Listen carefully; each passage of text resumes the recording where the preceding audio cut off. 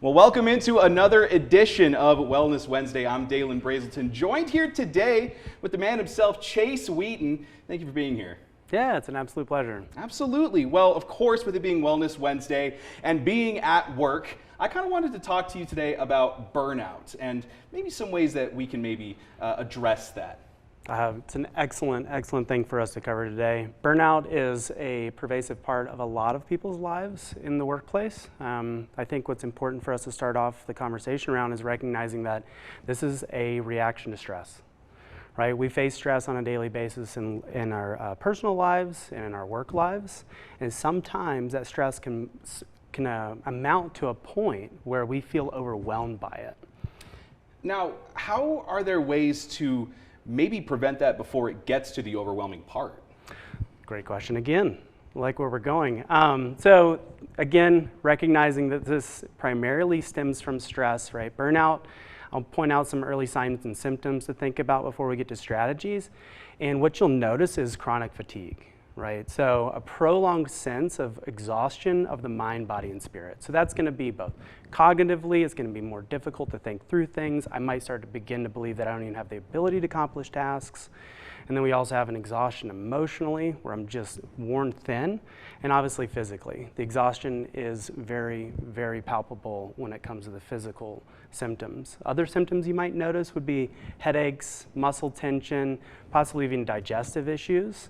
You might notice some changes in your sleep patterns, maybe getting too much sleep or wanting to sleep more or not sleeping enough, as well as possibly some appetite changes. Some other things to be paying attention for is a sense of low motivation.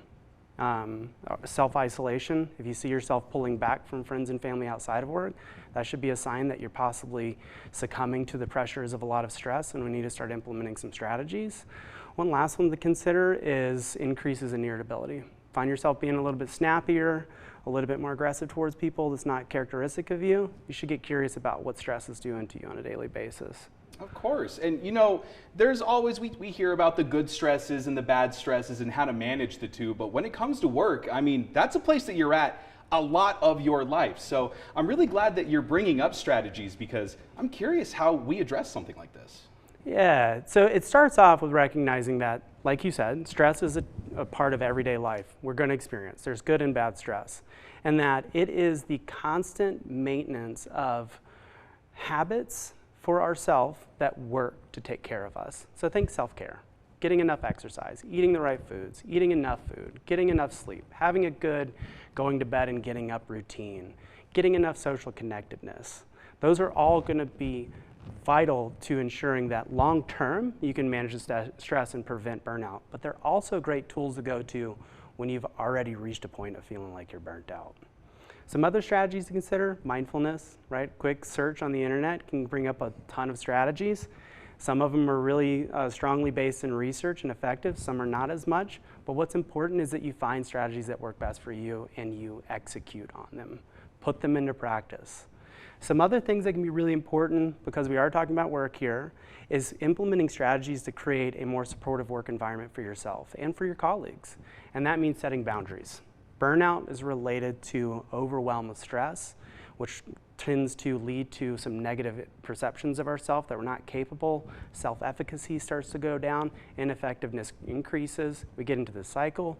But by creating a work environment where we know we can ask for help when we need help, because we're having a human experience, and other people that you work with might be having the same experience, can create a culture where you feel more supported and you feel safer asking for support and being vulnerable.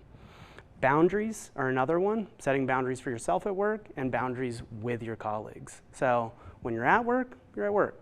But when it's time to leave work, that's a boundary. Create a routine for yourself that allows you to switch off. I'm at work, it's 5 o'clock, I'm going home, listen to the same song every single time I get in the car. That tells my brain we're not working anymore, it's time to do things for us. Find your thing and set a boundary around when you're at work, and when you're done with work, you are actually done with work. The other really important boundary to implement here is learning how to say no. This is one of the hardest things for all of us to do, right? Especially in a culture where we're so performance driven and it's all about comparing ourselves to the person down the hallway. But saying no is a form of self-leadership that will show others you care about yourself, and it'll also give them the opportunity to step into that space as well. Wow, all amazing tips. Chace, thank you so much for coming in to talk a little bit about this. Of course. Well, of course. Well, Western Slope, we'll have more news and weather coming up in a little bit. Stay tuned.